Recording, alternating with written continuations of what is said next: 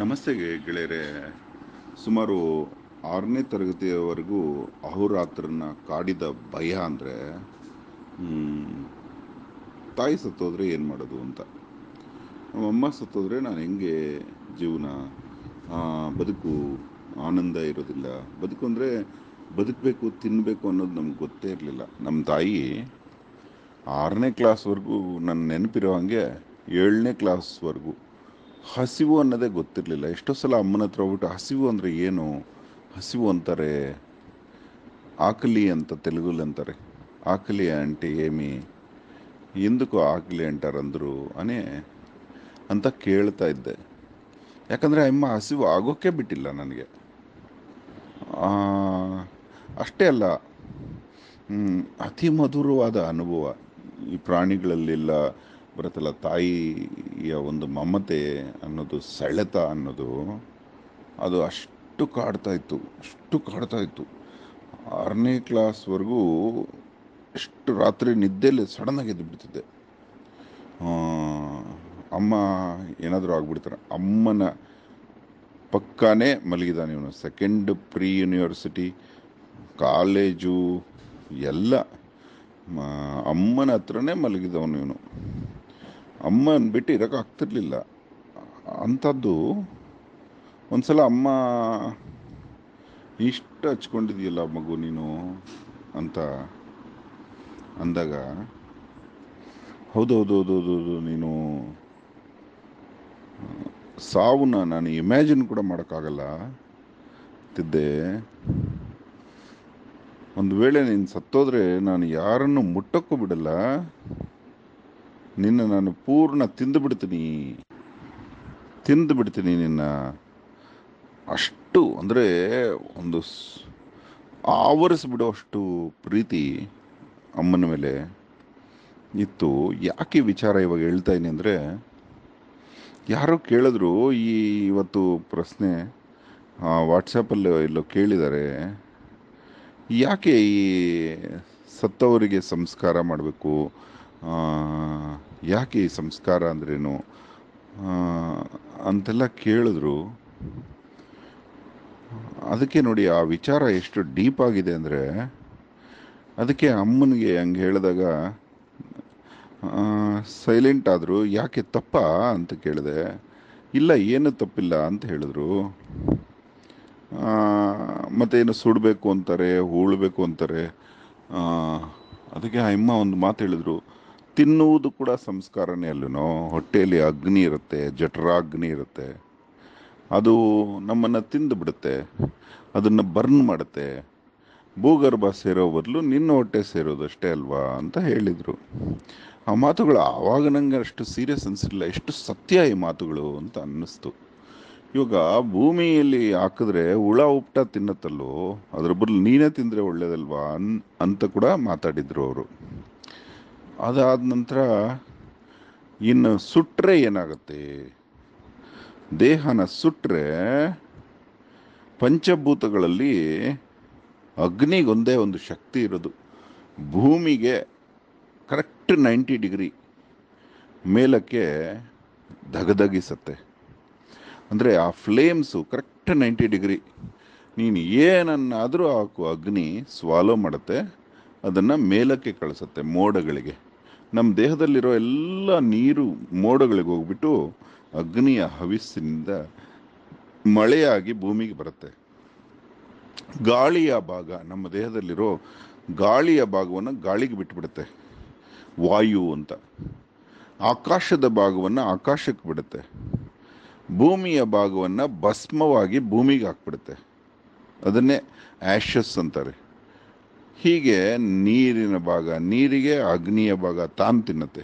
ಈ ಅಗ್ನಿ ಹೇಗೆ ಅಂದರೆ ಕಾಗೆ ಇದ್ದ ಹಾಗೆ, ತನ್ನ ಎಲ್ಲ 5 ಮಿತ್ರರಿಗೆ ಅವರವರ ಪಾಲು ಮಾಡಿ ತನ್ನ ಭಾಗ ತಾನು ತಗೊಂಡ್ಬಿಡುತ್ತೆ. ಹಾಗಾಗಿ ನಮ್ಮ ದೇಹದೊಳಗೂ ಜಠರಾಗ್ನಿ ಇರುತ್ತೆ. ನಾವು ತಿನ್ನೋದು ಕೂಡ ಸಂಸ್ಕಾರ ಅಂತ. ಕೇಳಿದವ್ರು ಯಾರೋ ಹೇಳಿದರು, ಮನೆಯಲ್ಲಿ ನಾವು ನಾನ್ ವೆಜ್ ಎಲ್ಲ ತಿಂತೀವಿ, ದಿನನಿತ್ಯ ಆ ಪ್ರಾಣಿಗಳ ಸಾವು, ಅವುಗಳಿಗೂ ಸಂಸ್ಕಾರ ಇಲ್ಲ, ನಾವು ತಿಂತೀವಿ. ಮನೇಲಿ ಸತ್ತೋಗಿರೋರ ಆ್ಯಶಸ್ ಮಾತ್ರ ಮನೇಲಿ ಇಟ್ಕೋಬಾರ್ದು ಅಂತಾರೆ, ಮನೆ ಮರಕ್ಕೆ ಕಟ್ಟಿಬಿಡ್ತಾರೆ. ಜೀವನ ಎಲ್ಲ ನಮಗೆ ಸೇವೆ ಮಾಡಿರೋ ಒಂದು ಭಸ್ಮನ ಮನೆ ಹೊರಗಡೆ ಮರಕ್ಕೆ ಕಟ್ಟು ಅಂತಾರೆ. ಯಾಕೆ ಅಷ್ಟು ಅಪವಿತ್ರನ ಅಂತ ಕೇಳಿದ್ರು. ಅಪವಿತ್ರ ಅದಲ್ಲ, ನಾವು ಅಪವಿತ್ರ ಅಂತ. ಅಂದರೆ ಆ ಆ್ಯಶಸ್ಸು ನಾವಿರುವಂಥ ಈ ಕೆಟ್ಟ ಕಲುಷಿತ ಮನೆಯಲ್ಲಿ ಇರಬಾರ್ದು ಅಂತ, ಪವಿತ್ರ ಉಸಿರು ಕೊಡೋ ಆಕ್ಸಿಜನ್ ಕೊಡೋ ಮರಕ್ಕೆ ಕಟ್ಟಬೇಕು ಅಂತ ಅಷ್ಟೆ. ಹೀಗೆ ಅದೇ ನಮ್ಮ ತಾಯಿ, ಅವ್ರ ಹತ್ರನಿಗೆ ಸುಮಾರು ಅರ್ಧ ವಯಸ್ಸುವರೆಗೂ ಇದ್ದರು ಅವರು. ಅರ್ಧ ವಯಸ್ಸುವರೆಗೂ ಅವರ ಒಂದು ಸುಖನ ಅನುಭವಿಸಿದ್ರಾದ್ರೆ ಬುದ್ಧಿ ಬೆಳೆದಿತ್ತು. ಆ ಚಿಕ್ಕ ವಯಸ್ಸಲ್ಲಿ ತಿಂದು ಬಿಡ್ತೀನಮ್ಮ ಅಂತ ಹೇಳಿದ್ದ ಆ ಮುಗ್ಧ ವಯಸ್ಸಿನಿಂದ ದಾಟೋ ತನಕ ಜೊತೆಲೇ ಇದ್ರು. ಏಯ್ ಅಂಜಬೇಡವೋ, ಹೆದರಬೇಡ. ನಮ್ಮ ತಾಯಿಯಲ್ಲಿದ್ದಿದ್ದು ಯಾವಾಗಲೂ ಅಭಯ ಹಸ್ತ, ವರದ ಹಸ್ತ. ಯಾವಾಗಲೂ ನಾನಿದ್ದೀನಿ, ಹೆದರಬೇಡ, ನಾನಿದ್ದೀನಿ, ಏನು ಚಿಂತೆ ಮಾಡಬೇಡ. ಮುಕ್ಕಾಲು ಪಾಲು ಆ ಅಮ್ಮ ಇದ್ದಾಗ ಅವ್ರ ಹತ್ರ ಒಬ್ಬರ ಹತ್ರನೂ ಏನೂ ಫೀಸ್ ಕೂಡ ಬೇಡ ಅಂತಿದ್ದೆ. ಆ ಅಮ್ಮ ಹೇಳೋರು, ಏಯ್ ನೀನು ಫೇಲ್ ಆದರೆ ನನ್ನ ಜೊತೆ, ಪಾಸ್ ಆದರೆ ನಾನು ನಿನ್ನ ಜೊತೆ, ಹೆದರಬೇಡ, ಒಂದು ದಿವಸ ಕೂಡ ಓದು ಓದು ಅಂತ ಹೇಳಿದವರಲ್ಲ. ಅಂದರೆ ಎಲ್ಲ ತಾಯಿಯಲ್ಲೂ ಅವ್ರು ಇರ್ತಾರೆ, ಜೀಜಾ ಮಾತಲ್ಲಿದ್ದರು. ಆದರೆ ತಾಯಿತನದ ಗುಣ ಹೇಳ್ತಾ ಇದ್ದೀನಿ. ನಮ್ಮ ತಾಯಿ ಮಾತ್ರ ಗ್ರೇಟ್ ಅಂತಿಲ್ಲ. ಎಲ್ಲ ತಾಯಿಯರಿಗೂ ನನ್ನ ಮಗನಿಂದ ನನಗೇನು ಬೇಡ, ನಾನು ನನ್ನ ಮಗನಿಗೆ ಬದುಕಿರೋವರೆಗೂ ಊಟ ತಿಂಡಿಗೆ ಕೊರತೆ ಮಾಡಬಾರ್ದು, ಮಗಳಿಗಾಗಲಿ ಅಂತ ಅಂದ್ಕೊಳ್ತದು. ಮಾತೃತ್ವದ ಸಂಕೇತ ಅದು, ಪಾರ್ವತಿ ಸಂಕೇತ. ಹಾಗಾಗಿ ಆ ಅಮ್ಮ ತೀರ್ಕೊಂಡಾಗ ಸಂಸ್ಕಾರ ಮಾಡೋ ಹಾಗಾಯಿತು. ಆ ಅಮ್ಮ ನಾಟ್ ಓನ್ಲಿ ಒಳ್ಳೆ ತಾಯಿ, ಒಳ್ಳೆ ಪತ್ನಿ ಕೂಡ ಆಗಿದ್ರು. ಯಾಕಂದರೆ ಆ ಅಮ್ಮ ತೀರ್ಕೊಂಡ ತಕ್ಷಣ ದಷ್ಟಪುಷ್ಟವಾಗಿದ್ದ ನಮ್ಮ ತಂದೆ ಆ ಅಮ್ಮನ ಬಿಟ್ಟು ಇರೋಕ್ಕಾಗಲಿಲ್ಲ ಅನಿಸುತ್ತೆ. ಅದೇ ಚಿತೆ ಮೇಲೆ ಆಯಪ್ಪನ್ನು ಸುಟ್ಟಿದ್ದು, ಆ ಭಸ್ಮ ಆಗಿದ್ದು ಅದೇ ಚಿತೆ. ಅದು ಬಾಂಬೆಲಿ ಯಾವ ಚಿತೆ ಮೇಲೆ ಅಮ್ಮನ ಅಂತಿಮ ಸಂಸ್ಕಾರ ಆಯಿತೋ, ಈ ಅಪ್ಪ ದಿನೇ ದಿನೇ ಕ್ಷೀಣಿಸ್ಬಿಟ್ರು. ಅದೇ ಜಾಗದಲ್ಲೇ ಪ್ರಾಣ ಬಿಟ್ಟರು. ಮತ್ತು ಅಲ್ಲಿಗೂ ಸ್ಮಶಾನಕ್ಕೆ ತೊಗೊಂಡೋದ್ರೆ ಅದೇ ಚಿತೆನೇ ಖಾಲಿ ಇತ್ತು. ಅಂದರೆ ಇವೆಲ್ಲ ಎಂಥ ವ್ಯಕ್ತಿಯಾಗಿದ್ದರೆ, ವ್ಯಕ್ತಿತ್ವ ನಮ್ಮ ತಾಯಿದು. ಅಂದರೆ ಆ ಅಮ್ಮ ಹೋದ್ಮೇಲೆ ಆ ಅಪ್ಪ ಇರೋಕ್ಕೆ ಆಗಲಿಲ್ಲ.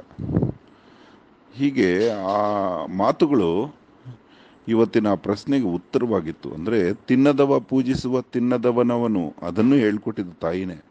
ಇವಾಗ ಅವ್ರು ಯಾರೋ ಕೇಳಿದ ಪ್ರಶ್ನೆಗೆ ಉತ್ತರ ನೋಡಿ ಎಷ್ಟು ಚೆನ್ನಾಗಿದೆ. ಮನೇಲಿ ನಾನ್ ವೆಜ್ ತಿನ್ನೋರು, ವೆಜ್ ತಿನ್ನೋರು ನೋಡಿ, ನಾವು ಒಂದು ತರಕಾರಿ ತಿಂತೀವಿ, ಒಂದು ಪೂರ ಗಿಡ ತೊಗೊಂಬರ್ತೀವಿ, ಕೊತ್ತಂಬರಿ, ಅದು ದೇಹನೇ, ಅದು ಸತ್ತು ಹೋಗುತ್ತೆ. ಮನೆಗೆ ಬಂದಮೇಲೆ ಅದನ್ನ ಸಂಸ್ಕಾರ ಏನು ಅಂದರೆ, ಅದು ನಮ್ಮ ಹೊಟ್ಟೆಯಲ್ಲಿ ಸ್ಮಶಾನ, ನಮ್ಮ ಹೊಟ್ಟೆನೇ ಸ್ಮಶಾನ. ಅದಕ್ಕೆ ಅದು ಹಂಗಾಗತ್ತೆ. ಹಾಗೆ ಸ್ಮಶಾನ ಸಂಸ್ಕಾರ ಅನ್ನೋದು ನಿತ್ಯ ಸ್ಮಶಾನ. ಭೂಮಿ ನಾವು ಮಾಡದೇ ಇದ್ರೂ ಸಂಸ್ಕಾರನ ಭೂಮಿ ಮಾಡುತ್ತೆ. ಹಾಗೆ ಇದು ಮಾಡಲಿಲ್ಲ, ನಾವು ಸರಿಯಾಗಿ ಕಾರ್ಯಗಳು ಮಾಡಲಿಲ್ಲ, ಕಾರ್ಯಗಳು ಮನುಷ್ಯ ಮಾಡಿದ್ದು. ಸಂಸ್ಕಾರ ಅನ್ನೋ ಪದ್ಧತಿನ ಕರೆಕ್ಟಾಗಿ ಆಗಲಿ ಅಂತ ಟ್ರೈ ಮಾಡೋದಷ್ಟೇ ನಾವು ಮಾಡೋ ಕಾರ್ಯಗಳು. ಇಲ್ಲ ಅಂದರೂ ಭೂಮಿ ಪ್ರತಿಯೊಂದು ಸತ್ತ ವ್ಯಕ್ತಿಗೂ ಸಂಸ್ಕಾರ ಮಾಡುತ್ತೆ. ಒಂದು ಹೂಳದೆ ಇದ್ದರೆ ಮೇಲ್ ಬಿದ್ದಿರೋ ಹೆಣನೇ ಕ್ರಿಮಿಕೀಟಗಳು ತಿನ್ನತ್ತೆ. ಅದನ್ನು ಪಾರ್ಸಿಗಳು ಫಾಲೋ ಮಾಡಿದ್ರು. ರಣಹದ್ದುಗಳು ತಿನ್ನತ್ತೆ ಅಂತೇಳಿ ಇವತ್ತಿಗೂ ಅವ್ರ ದೇಹಗಳನ್ನು ಬಾಂಬೆಲಿ ರಣಹದ್ದುಗಳಿಗೆ ಕಟ್ ಮಾಡಿ ಹಾಕ್ತಾರೆ. ಹೀಗೆ ಪ್ರಕೃತಿ ಎಲ್ಲ ಕಡೆ ಅಗ್ನಿ ಉರಿತಾ ಇರುತ್ತೆ.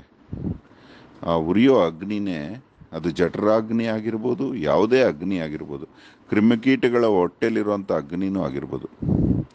ಆದರೆ ಆ ತಾಯಿ ಹೇಳ್ಕೊಟ್ರಲ್ಲ, ಆವಾಗ ಅರ್ಥ ಮಾಡ್ಕೊಳ್ಳೋ ಶಕ್ತಿ ಇರಲಿಲ್ಲ. ಇವಾಗ ಒಂದೊಂದೇ ಮಂತನ ಮೆಲುಕು ಹಾಕಿದ್ರೆ ಎಲ್ಲ ಉತ್ತರಗಳು ಸಿಗ್ತಾ ಇದೆ. ಆದ್ದರಿಂದ ಇದರಿಂದಾನೇ ಮೂಢನಂಬಿಕೆ ಅನ್ನೋದು, ಸಂಸ್ಕಾರ, ಇದು ದಾನಗಳು, ಪ್ರತಿಯೊಂದಕ್ಕೂ ಉತ್ತರ ಸಿಗುತ್ತೆ. ನಾವು ಇನ್ನೊಬ್ಬರಿಗೆ ಮಾಡಿದ್ರೆ ಅದು ನಮಗೆ ಬರುತ್ತೆ ಅನ್ನೋದಷ್ಟೇ. ನಾವು ಹಾಸಿಗೆ ದಾನ ಮಾಡಿದ್ರೆ, ನಮ್ಮ ತಂದೆ ಎಲ್ಲೋ ಸತ್ತೋಗಿರೋ ತಂದೆ ಬೇರೆ ಕಡೆ ಹುಟ್ಟಿದ್ರೆ ಅಲ್ಲಿ ಅವನಿಗೆ ಹಾಸಿಗೆ ಸಿಗಲಿ ಅಂತಷ್ಟೇ. ರವೀಂದ್ರನಾಥ್ ಟ್ಯಾಗೂರ್ ಬರೆದಿರೋ ಒಂದು ಕಥೆಯಲ್ಲಿ ಕಾಬೂಲಿ ವಾಲಾ ಅಂತ ಒಂದು ಕತೆ ಬರೆದಿದ್ದಾನೆ. ಅದರಲ್ಲಿ ಅವನು ಕಾಬೂಲ್ ಬಿಟ್ಟು ಬಂದಿರ್ತಾನೆ, ಇಲ್ಲಿ ಆ, ಅದೇ ಗೋಡಂಬಿ ಮಾರ್ಕೊಂಡು ಬದುಕ್ತಾ ಇರ್ತಾನೆ ಮನೆ ಮನೆಗೆ. ಅವನೊಂದು ಮಗುನ ತುಂಬ ಹಚ್ಕೋತಾನೆ, ಯಾಕಂದರೆ ಅವನ ಮಗುನ ಬಿಟ್ಟು ಬಂದಿರ್ತಾನೆ. ಅದೇ ರೀತಿ ಮಗು ಇಲ್ಲಿ ಕಂಡಾಗ ಅದಕ್ಕೆ ದಿನ ಬಂದು ಗೋಡಂಬಿ ತಿನ್ನಿಸ್ಬಿಟ್ಟು ಹೋಗ್ತಾ ಇರ್ತಾನೆ. ಅವ್ರ ಮನೆಯವ್ರು ಕೇಳ್ತಾರೆ, ಯಾಕೆ ಈ ಮಗುನ ಹಚ್ಕೊಂಡಿದ್ಯಾ ಅಂತ. ಅದೇನೋ ಆ ಮಗು ಮದುವೆ ವಯಸ್ಸಿಗೆ ಬಂದಾಗ, ಯಾಕಪ್ಪ ಈ ಮಗು ಅಂದರೆ ನಿನಗೆ ಇಷ್ಟ? ಅದಕ್ಕೆ ಹೇಳ್ತಾರೆ, ನನ್ನ ಮಗುನ ಅದೇ ವಯಸ್ಸಲ್ಲಿ ಬಿಟ್ಟು ಬಂದೆ ಅಂತ. ಕಡೆಗೆ ಅವನು ಮೋಸ್ಟ್ಲಿ ಆವಾಗ ಗೊತ್ತಾಗುತ್ತೆ, ಅವನು ಇಲ್ಲಿ ಯಾವಾಗ ಗೋಡಂಬಿ ತಿನ್ನಿಸಿರ್ತಾನೋ ಅವನ ಮಗುಗೆ ಅಲ್ಲಿ ಯಾರೋ ತಿನ್ನಿಸಿರ್ತಾರೆ. ಅವನು ಈ ಮಗುಗೆ ಏನೇನು ಸೇವೆಗಳು ಮಾಡಿರ್ತಾನೋ ಆ ಎಲ್ಲ ಸೇವೆಗಳು ಅಲ್ಲಿ ತನ್ನ ಮಗುಗೆ ನಡೀತಾ ಇರುತ್ತೆ. ಹಾಗೆ ನಾವು ಒಂದು ವೇಳೆ ಯಾವುದೋ ಒಂದು ಬೀದಿ ನಾಯಿಗೆ ತಿನ್ಸಿದ್ರೆ ನಮ್ಮನೆ ನಾಯಿಗೂ ಆಹಾರ ಮಾಡಿರ್ತಾರೆ ದೇವರು. ಹಂಗೆ ಈ ಜಗತ್ತಲ್ಲಿ ನಾವು ಪ್ರಾಣಿ ಪಕ್ಷಿ ಸಂಕುಲ ಮರಗಳಿಗೆಲ್ಲ ಹೆಲ್ಪ್ ಮಾಡ್ತಾ ಇದ್ದೀವಲ್ಲ, ಅದು ಯಾವತ್ತೂ ಪ್ರಕೃತಿ ಇಟ್ಕೊಳ್ಳಲ್ಲ, ಬಳುವಳಿಯಾಗಿ ವಾಪಸ್ ನಮಗೆ ಕಳಿಸ್ಕೊಡುತ್ತೆ. ಧನ್ಯವಾದ. ಅಹೋರಾತ್ರ.